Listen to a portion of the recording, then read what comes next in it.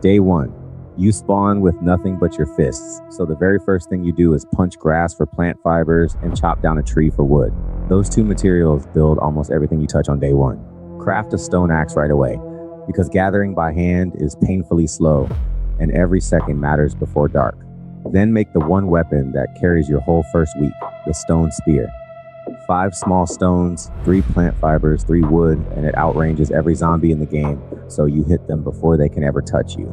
Use it on the first few walkers you see, because early kills are easy experience. Now open your character menu for a second, because this is where new players get frustrated and quit. Every attribute starts at 1 out of 10. Everything good, every strong perk is locked behind points you have not earned yet, so do not try to do too much today. You physically can't. Duck into the nearest house and grab the basics. Any food, any cloth for bandages, anything sharp. Grab any clothes you find too. They add armor and keep your temperature stable, and do not wander far from where you spawn. Then, before the sun goes down, you need 3 things: a light, a fire, and a wall. Do not build a mansion on night 1. Dig into the side of a hill, drop a wood frame in the doorway to seal it, and simply wait out the dark. You are not fighting night 1. You are surviving it, and that is the whole goal. Day 2 is when you stop running and start building for real. Wood frames are free and fast, so box yourself in, add a door, and drop your bedroll, because that locks your respawn to that exact spot instead of somewhere random. Next, the trick almost nobody uses early enough: wood spikes. The recipe is literally just wood.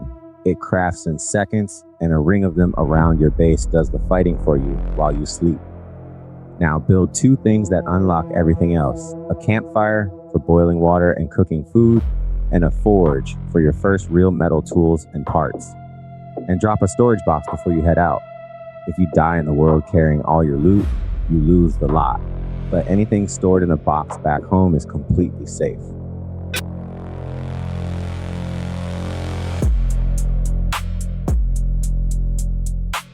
Then there are the survival traps that catch every new player. When you get hungry, the game does not just slow your stamina regen. It caps your maximum stamina, so your entire bar physically shrinks.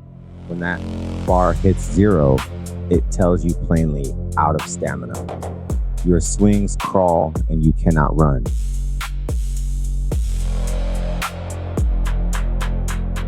Which gets you killed. And if you are hauling too much loot at once, you will go encumbered and stay slow until you make room. So eat before you are starving, drink before you are dry, travel light, and never start a fight on an empty bar. One more thing. Upgrade that wood door and frame toward cobblestone as soon as you can, because a wood wall does not survive to the real horde.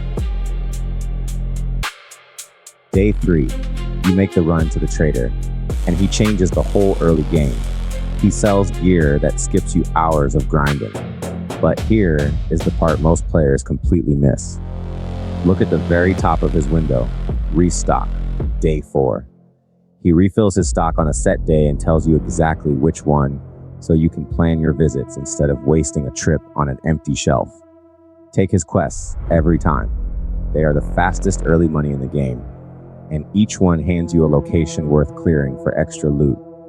Sell him your junk while you are there. All that scrap and duplicate gear turns into dukes, the currency you need for the good stuff.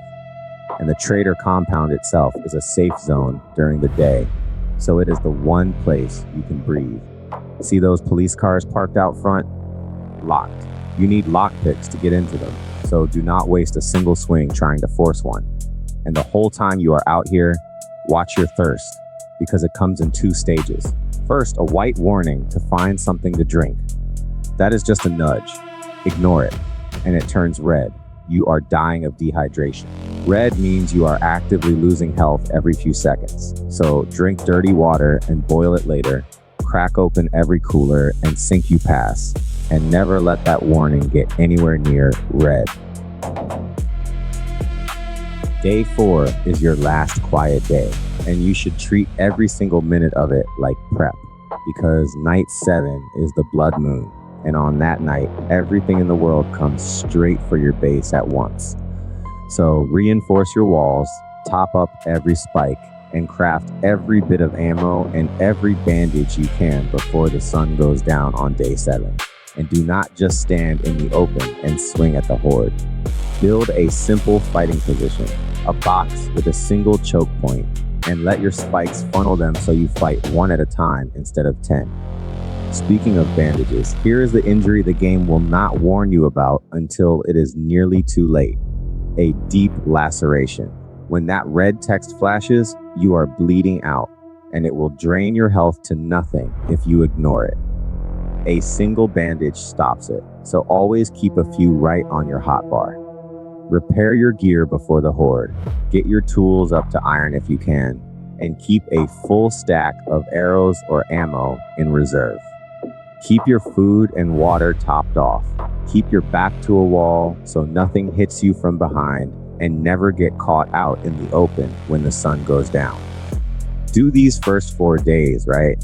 Reach night 7 with a spiked base, a real weapon, and a full belly, and you will be the one still standing when the horde finally breaks.